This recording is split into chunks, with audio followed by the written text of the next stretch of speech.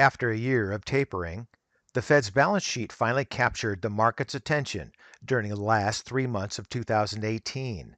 By the start of the fourth quarter of 2018, the Fed had finished raising the caps on monthly roll-offs of its balance sheet to the full $50 billion per month. Also by the fourth quarter of 2018, the market also experienced some of the largest volatility and drawdowns in nearly a decade.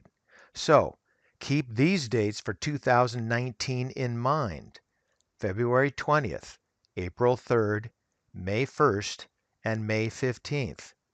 Let's take a look.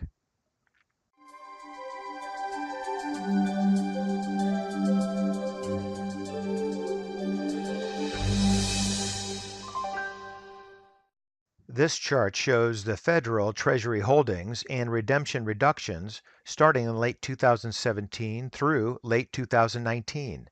The lower chart shows the Treasury holdings as a monthly change. And recently, Morgan Stanley calculated that every $20 billion decline in mortgage-backed securities held by the Fed leads to a 0.37% drop in the S&P. As a result, Morgan Stanley calculated that based on the reductions, the projected impact on the S&P 500 is a negative 3.3% return for 2019, with the real estate sector being hit the hardest. What I'm interested in looking at today are the doubling up of the Treasury redemptions and the roll-offs of the mortgage-backed securities when they occur near simultaneously. So let's go to the schedule of redemptions. So this chart here shows the calendar of the quantitative tightening, the past and projected Fed balance sheet.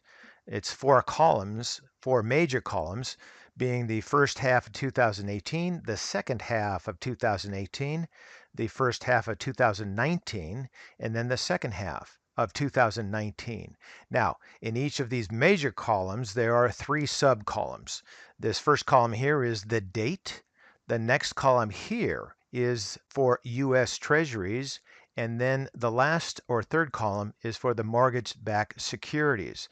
So essentially, the important dates are beginning here with January 31st, 2018.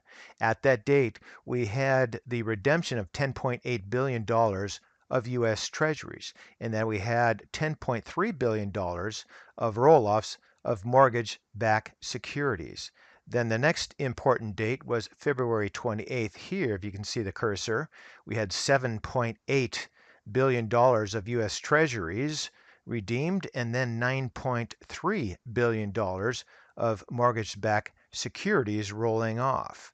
Then on October 31st, 2018, at this point here, if you can see again my cursor, we had $23.8 billion of U.S. Treasuries, $8 billion of mortgage-backed securities. And then in late 2018, November 21st, at this point here, we had $17.4 billion of U.S. Treasuries and $9.2 billion of mortgage-backed securities. So the dates to keep in mind for the future, beginning in 2019, we have February 20th, which is right here. If you can see the cursor, again, we'll have redemptions of $23.3 billion of U.S. Treasuries and roll-offs of $7.4 billion of mortgage-backed securities. The next date then is April 3rd, right here.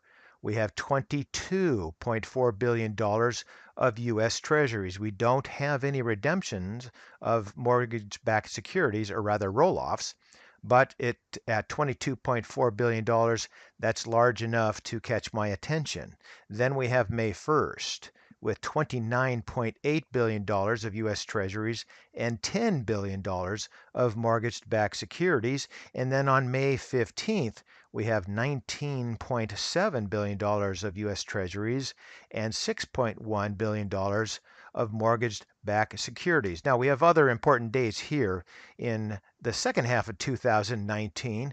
Here, July 31st, we have a pretty big date with a lot of U.S. Treasuries and mortgage-backed securities running off. Here, we have the August 21st roll-off and redemptions.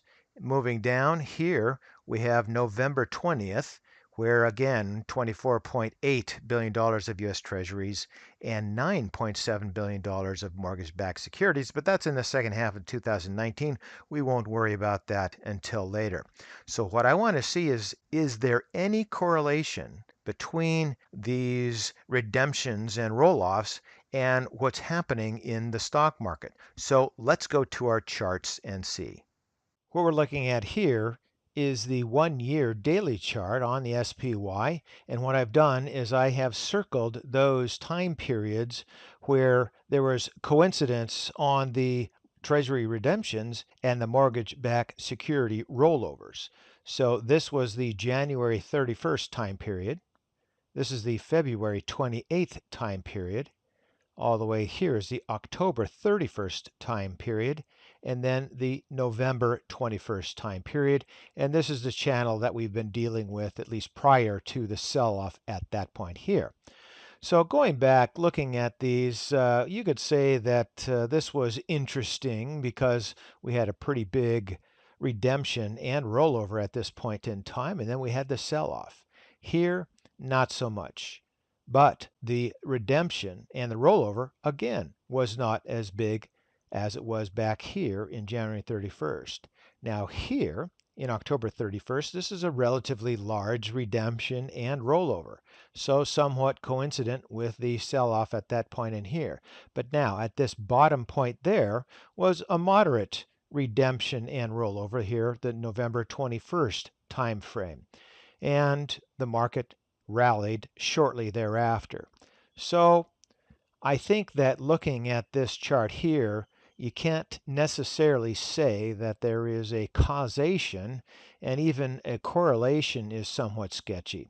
But in my humble opinion, I think circumstances can always change, and I think people are going to be focusing on the redemptions and the rollovers more and more as time goes on. And this is going to go on.